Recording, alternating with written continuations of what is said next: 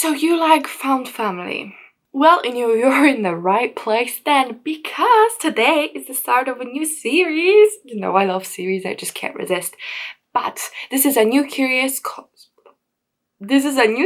called So You Like ... and then we put in whatever it is that you like, and then I recommend books for you that have that thing. So hopefully that's all clear. So today we are doing found family trope, a really good trope. Personally, I say I'm not a sim for it, but you know what, I probably am. Probably not like my top 3 tropes, but a very good trope indeed, and if done correctly, beautiful. So I do have a little bit of a definition for you. The found family trope is when a group of unrelated characters come to love each other like family. So that is kind of the core of it for me.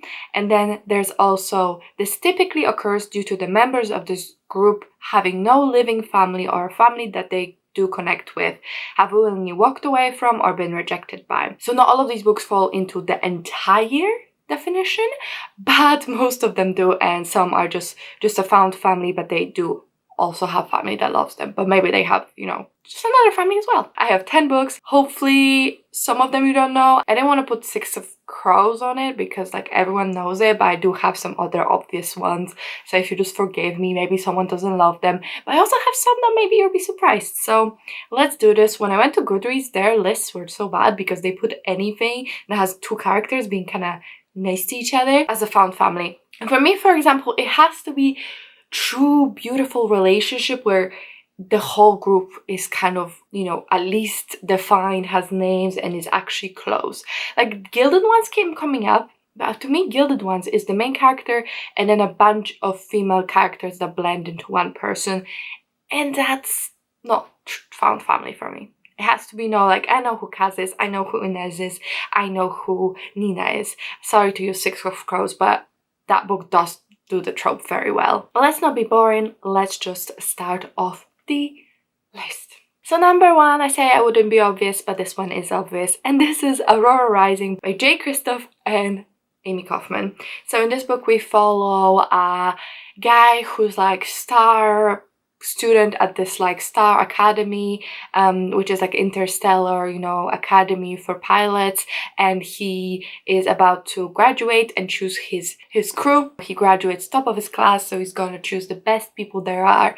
However, just before that, he goes on a little flight and finds a shipwreck, or a space shipwreck with one living organism on it, comes in, rescues the organism, who turns out to be a teenage girl from Earth, and because of that he's late to his choosing ceremony, so he kind of just ends up with whoever was left. I recently read this book but really enjoyed it. I think it has a very strong found family plot because we don't really hear it. Either the parents are dead or we don't really hear about them, and what I like is that it's all these aliens, these aliens and these human people, and they're all mixing and they have different cultures and different species and different agendas, and they weren't not people's first choice for different reasons. Some of them are like, they actually, all of them actually are good on their jobs, so they're not really the dregs, are they? But they're one's a psychopath, most of them are just unpleasant, so all of them come together quite beautifully. So I really, really like that aspect of the book. And overall, it was a really fun sci-fi. Another sci-fi, hopefully less obvious, is Binti by Nnedi Okorafor. And I always say Nnedi, and then I realized it's Nnedi, I think. I hope I said it right this time.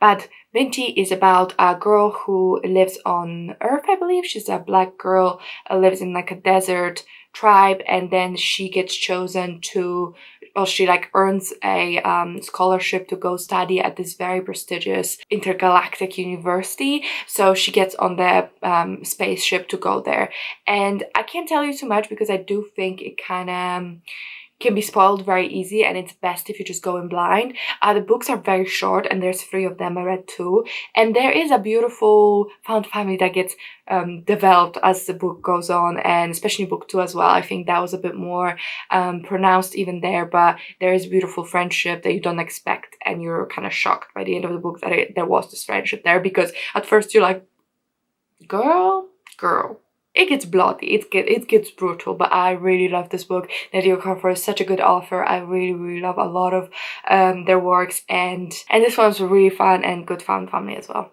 Next up we have Saga. I do have the physical copy, I'm too lazy to go get it, so just believe me. Saga is a graphic novel series, so we follow two aliens who are from warring races, and they fall in love with each other, and they have a baby, and that baby is considered, you know, everything against the propaganda, so it needs to be taken care of. But throughout the books they meet more people, pick them up on their adventures, and kind of develop this beautiful friendship and found family along the way, and we see the baby grow up. It's really cool. I really enjoyed this book. It's an ongoing series, it's not finished yet, it just recently made a comeback, so you know, all good. But yeah, it's really good found family, and it'll make you like break your heart killing off characters that showed up one issue ago, and somehow you're already in love with them. Mistborn by Brandon Sanderson. So this is a high fantasy. We follow a world where the Dark Lord won, and we have had like 100 years of his rule. The world came into disrepair, and it's disgusting. Basically everything's like covered in ash and it's miserable, and there's this group of people that decide to rise up against the ruler, and they try to break in and kill him. This is a really cool one because we have, you know, like the old mentor, the young newbie, and everything in between, so it's not just a bunch of teenagers as well. So it's a really good one, and the magic system is very interesting. It's based on metal and alchemy, and you consume metals and then you can like repel things from you and stuff like that. So it's a really good one, and I really would recommend it. Next up we have Lies of Lamora by Scott Lynch. So this is another high fantasy, and we have a group of people who are con artists, thieves, and Lamora is the main character, and he's very like charismatic and stuff. I don't remember what they actually do, but this one does remind me a lot about Six of Crows. It does have this element of, you know, a bunch of teenagers that met each other when they were young. They have one very charismatic leader, and together they try to like steal their way through the city. Really good, well-written book. It is pretty long, and I've not continued. I only read book one, but it was really good from what I read, and it's like an adult Six of Crows, I would say. And maybe better. I enjoy Six of Crows more, but I don't know, maybe Lies of Lamora is a bit of a higher, you know, better written book kind of thing. So next up we have The Diviners by Libba Bray. So this book is another historical fantasy this time, and we follow a group of teenagers in 1920s New Orleans, or was it New York? Either or. We follow them as they find out they have special supernatural powers, and they need to dispel this evil from the city. But this one's really good, a very diverse cast. Again, kind of like, you know, group of misfits coming together, and it's cool because they don't even completely assembled in book one, so it takes their time. I've not read the finale yet, but I read every other book, which is like 3 books, I think. Next up we have The Last Magician by Lisa Maxwell. So this book is another high fantasy, I guess you would say, or like urban fantasy.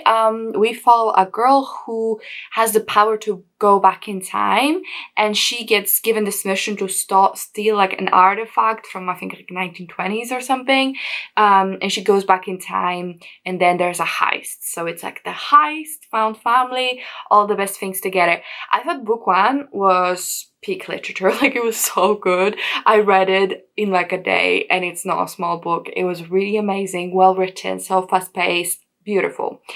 Book two, it was bad. It was really bad. So maybe just read book one. I'll read book 3 maybe at some point, but I am nowhere near being excited to read it.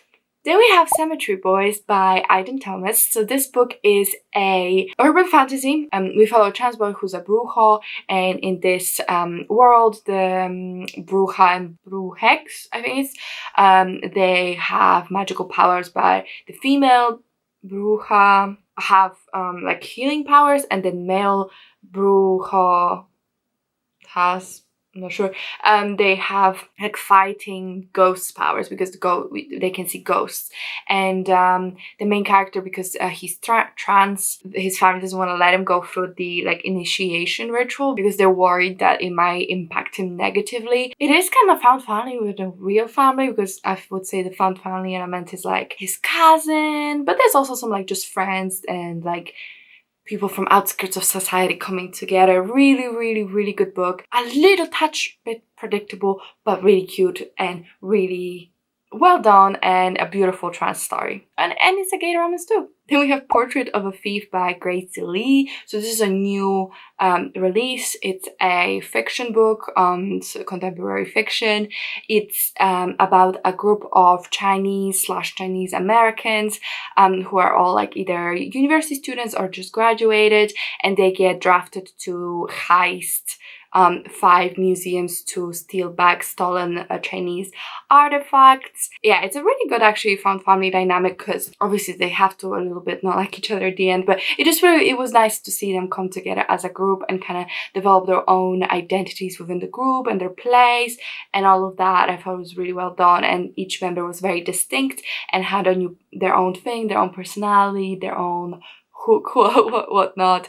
So I thought that was done very well. And the last book I want to talk to you about is The 7 Husbands of Evelyn Hugo by Taylor Jenkins Reid. So this book is a historical fiction, and we follow a journalist who gets an opportunity to interview this very famous like Hollywood starlet who's famous years ago. I kind of think like Marilyn Monroe if she's lived to old age. And it's about Evelyn Hugo, who's a starlet, and her 7 husbands. In the middle somewhere, there is a very unconventional family being developed, and overall I thought it was a really, really, really good book. I really liked how it talked about fame, what it takes, legacy, what's actually important, and it was done beautifully. So I would really recommend that one. It was a really fun time. Okay, I guess well those are all the books I wanted to tell you about. I really hope you pick up any of them and you enjoy them. Let me know if you actually read some of them and what you thought. And also I would love to get some recommendations for a good found family trope, because there can never be too much found family. Like seriously, it is a very, very good plot trope that I really enjoy, so please do let me know. If you enjoyed the video, I really hope you could that's wrong. If you enjoyed the video, if you could comment, like, and subscribe, I really, really appreciate it. It really helps me out. But that's it from me, and I'll see you in my next one. Bye!